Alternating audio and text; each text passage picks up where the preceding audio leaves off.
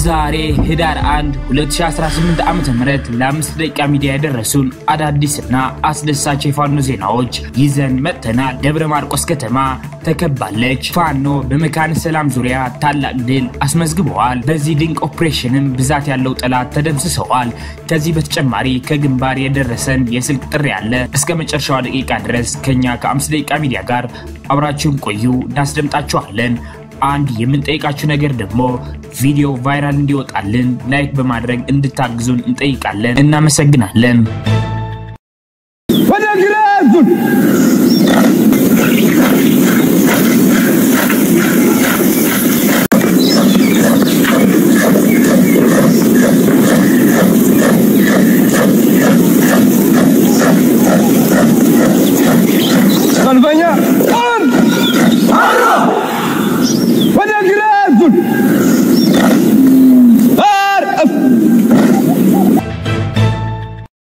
ሰበር ዜና ጤና ይስጥልን ውድ የ5 ደቂቃ ሚዲያ ተከታታዮች፣ የዕለቱ አዳዲስ የፋኖ ትግሎችና አንኳር ነጥቦች በዚች በ5 ደቂቃ ጊዜ ውስጥ አጠር አድርገን ልናቀርብላችሁ መጥተናል።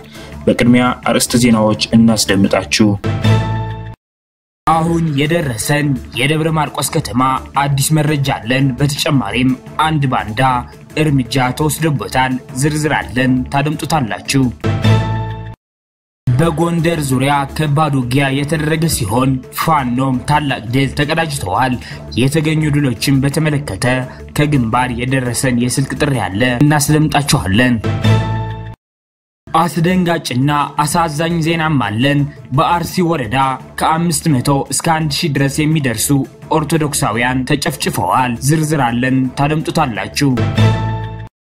ፋኖ በመካነ ሰላም ዙሪያ ታላቅ ድል አስመዝግበዋል። በዚህ ድንቅ ኦፕሬሽንም ብዛት ያለው የጠላት ሰራዊት ተደምስሰዋል። ይህንን መረጃ በሶስተኛው ዜናችን እናስደምጣችኋለን። አብራችሁን ቆዩ።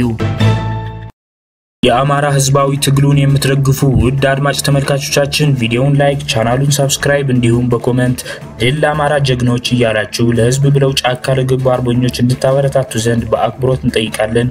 እናመሰግናለን። በቀጥታ ወደ መረጃዎች አለፍኩኝ። እስከ መጨረሻው ድረስ ከኛ ጋር ቆዩ። የጠላትን እንቅስቃሴ እግር በእግር የሚከታተለው አፋብኃ ቴዎድሮስ ዕዝ በዛሬው ዕለት ደብረ ማርቆስ ከተማ መሽጎ የነበረው የአገዛዙ ኃይል መሳሳቱን እንደ መልካም አጋጣሚ በመጠቀም በአሁኑ ሰዓት አናብስቱ ፋኖ ከሁለት ኮር የተወጣጣ ኃይልና ተወርዋሪ ኮማንዶ አሰማራ ሲሆን ከተማዋን ለመጨበጥ 360 ዲግሪ በከበባ ውስጥ አስገብተዋታል። ደብረ ማርቆስን ለመጨበጥና የተመረጡ የቁርጥ ቀን ጀግና ዋጊዎች ዘመቻውን ለመምራት ከፊት ተሰልፈዋል። ተጨማሪ ዝርዝር መረጃ ሲደርሰን የምናስደምጣችሁ ይሆናል። ሰብስክራይብ በማድረግ የደውል ምልክቷን በመጫን ከ5 ደቂቃ ሚዲያ አትጥፉ እንላለን። ወደ ሌሎች መረጃዎች እናሳልፋችሁ። በዛሬው ዕለት በደንበጫ ዙሪያ ወረዳ አንጀኔ ቀበሌ የጤና ባለሙያ የነበረችውን ቤተልሔም አዲስ ላይ የግድያ ወንጀል የፈጸመው ወንጀለኛ መኮንን ጤናው ኢንጂነር ክብር ተመስገን ልጆች የማያዳግም እርምጃ ወስደውበታል። ግለሰቡ ከወረዳ አስተዳዳሪው መስፍን ከተባለ ባንዳ ጋር ጥብቅ ግንኙነት የነበረው ሲሆን ድርጊቱን ከፈጸመው በኋላ ወደ ጠላት ለመቀላቀል ሙከራ ቢያደርግም በክንደ ነበልባሎቹ የኢንጂነር ክብር ተመስገን ልጆች ብርቱ ክትትል እርምጃ ተወስዶበታል። አሁን በሁለተኛው ዜናችን አርሲ ላይ ስለተጨፈጨፉ ኦርቶዶክሳውያን የምናስደምጣችሁ ይሆናል። ከዚህ በመቀጠል በሶስተኛው ዜናችን መካነ ሰላም ዙሪያ ስለተፈጸመው አስደናቂ ድል የምናስደምጣችሁ ይሆናል። አብራችሁን ቆዩ። በአርሲ ወረዳ ከ500 እስከ 1000 ድረስ የሚደርሱ ኦርቶዶክሳውያን ተጨፍጭፈዋል። መረጃውን ያደረሰን ምንጫችን እኔ በዛ ቦታ ነው ያለሁት፣ መረጃ እንኳን ለማን መስጠት እንዳለብን ተቸግረናል፣ በአይነ ቁራኛ ነው የምንጠበቀው ብለዋል። አክሎም እስከዛሬ ድረስ በጀጁ ወረዳ እስካሁን ከ100 በላይ ኦርቶዶክሶች ታርደዋል፣ ተጨፍጭፈዋል። የተጨፈጨፉና ከግማሽ በላይ የሆኑትን በጅብ ተበልተዋል ብለዋል። ምንጫችን ቀጥሎም በወሸባ በረከት ቀበሌ አንድ ካህን አባት 500,000 ብር ከፍለው ተገድለዋል። ሬሳቸውንም አልሰጥ ብለው ጅብ ነው የበላው። በአምሽራ መንጋግሳ ሁለት ወንድማማቾች 400,000 ብር ከፍለው እንዲወጡ ቢለምኑም እዛው ተገድለዋል። ይሄ ደጋማና ቆላማውን ክፍል ሳይጨምር የወይና ደጋውን ክፍል ነው ብለዋል። እንደ ወረዳ ከ500 እስከ 1000 ኦርቶዶክሳውያን ተጨፍጭፈዋል ብለዋል። ጨምሮም እንደ ወረዳ ከ500 እስከ 1000 ኦርቶዶክሳውያን ተጨፍጭፈዋል። ወደ ሶስተኛው ዜናችን ስናልፍ ፋኖ መካነ ሰላም ዙሪያ ላይ ታላቅ ድል አስመዝግበዋል። የአማራ ፋኖ ብሔራዊ ኃይል አፋባ ምስራቅ አማራ ቀጠና ሚኒሊክ ዕዝ ንጉስ ሚካኤል አሊኮር ኢንጂነር ደሳለኝ አሰፋ ክፍለ ጦር ጌታ ሰው አስረስ ብርጌድ በመካነ ሰላም ዙሪያ ወረዳ ግንባር ከሰሜን ምስራቅ ዕዝ 801ኛ ኮር 45ኛ ክፍለ ጦር ሰራዊት ጋር በትናንትናው ዕለት ማለትም ጥቅምት 30 ቀን 2018 ዓ.ም ባካሄደው ውጊያ ድል የቀናው ሲሆን አንድ ቲም የሚሆኑ የጥላት ኃይል አባላት ላይ ጉዳት ማድረስ ተችሏል። በተጨማሪም እነሱን ሊያግዝ የመጣ ሌላ ቲም እዛው ተደምስሰዋል። እዚህም ወደ 50 የሚጠጉ የጥላት ሰራዊቶች ሙትና ቁስለኛ ሆነዋል። ጠላት ክፉኛ ስለተመታ መቅደላ ታዳጊ ከተማ ውስጥ ለእሁድ ገበያ የተሰባሰቡ ንጹሃን ላይ ከባድ መሳሪያ በመተኮስ ሽብር ሲፈጥር መዋሉ የተገለጸ ሲሆን 5 የሚሆኑት ንጹሃን በግፍ መረሸኑም ታውቀዋል። ንጹሃን ላይ እርምጃ የወሰዱት ጸረ አማሮች የ45ኛ ክፍለ ጦር አባላት ተብለው ወደ ቀጠናው በመከላከያ ሰራዊት ዩኒፎርም የገቡት የኦሮሚያ ልዩ ኃይል አባላት እንደሆኑ መረጃዎች ይጠቁማሉ።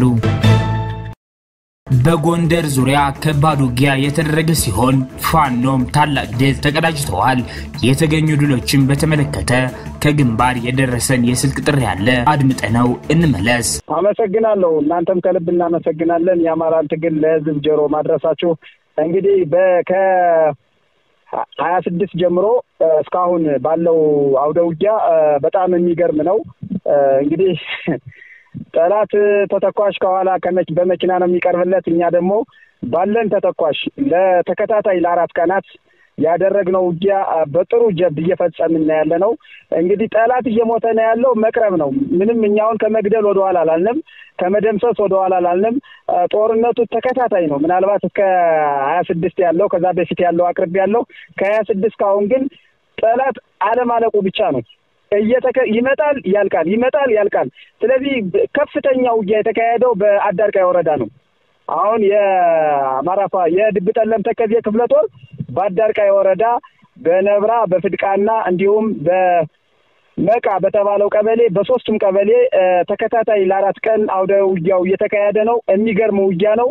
እንግዲህ ብዙ ሻለቃዎች አልቀዋል፣ ብዙ ሬጅመንቶች አልቀዋል። የ72ኛ የ68ኛና የ24ኛ የተቀላቀለ አውደ ውጊያ ነው የተካሄደው። እኛም በቀጥታ 6 ብርጌድ ስላለን 6ቱ ብርጌድ ይሄን ለመቀልበስ ተዘጋጅቶ ምንም አይነት ወደ ኋላ አላለለትም።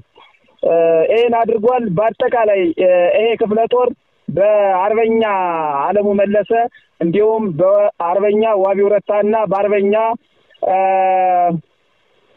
ይርጋ ክቡሬ የሚመራ የስምሪትና አጠቃላይ የውጊያው ስትራቴጂ ይመሩታል በበላይነት። አመርቂ ውጤት አስመዝግበናል። አርበኛ አለሙ በአጠቃላይ ውጊያውን በደንብ በበላይነት መርቶታል።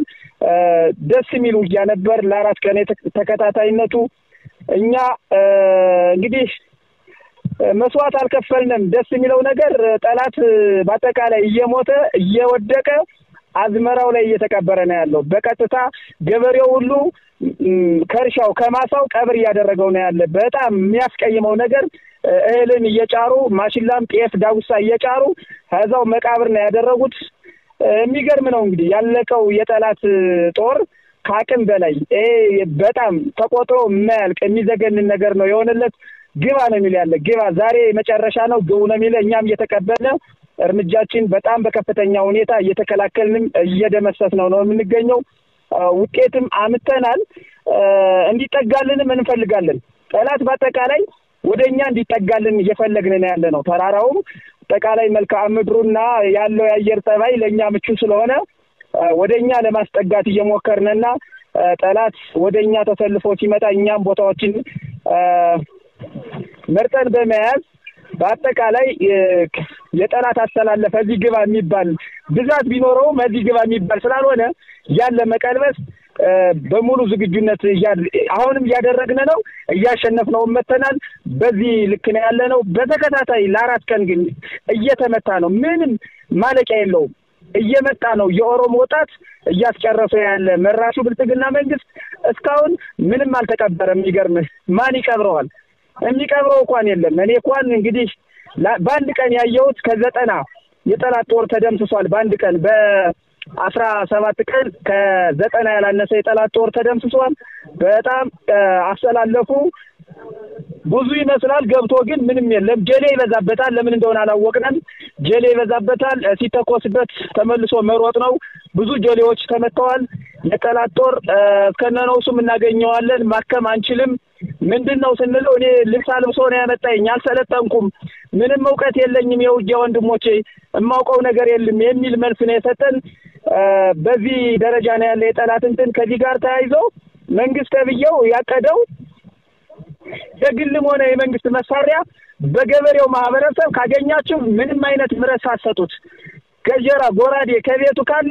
እየለቀማችሁ ወደ መንግስት ካዝና እንዲገባ የሚል መንግስት አውጆ ነው የመጣው ምናልባት በዚህ ዙሪያ በደባርቅ ዙሪያ ያለው የገጠሩ ማህበረሰብ መከላከያዎች በዛካይ ፋኖ ስለሌለ እየገባ እየወሰደባቸው እንዳለ የግልም ተወርሶ ወደ መንግስት ካዝና እንዲገባ በሚል በፌደራል ደረጃ በአውነ ሳዊሮስ የሚመራው ቤተ ክህነትና የአዲስ አበባ አጥቢያዎች ለአገዛዙ የሀገር መከላከያ ሰራዊት በቢሊዮን የሚቆጠር ገንዘብ ድጋፍ ማድረጋቸው ታውቋል ከጠቅላይ ቤተ ክህነት 200 ሚሊዮን ብር ወጪ ተደርጓል ከመላው የአዲስ አበባ አድባራት ደግሞ ከዝቅተኛው ደብር 2 ሚሊዮን ከከፍተኛው ደብር ደግሞ 10 ሚሊዮን ወጪ ተደርጓል በጥቅሉ 275 አብያተ ክርስቲያናት አካባቢ የተጣለባቸውን ኮታ ወጪ አድርገዋል ይሄ ድጋፍ በድምሩ በሚሊዮን የሚቆጠር ሳይሆን በቢሊዮን የሚቆጠር ንዋይ ነው ተብሏል አባ ሳዊሮስ ስራ አስኪያጅ ሆነው የገቡት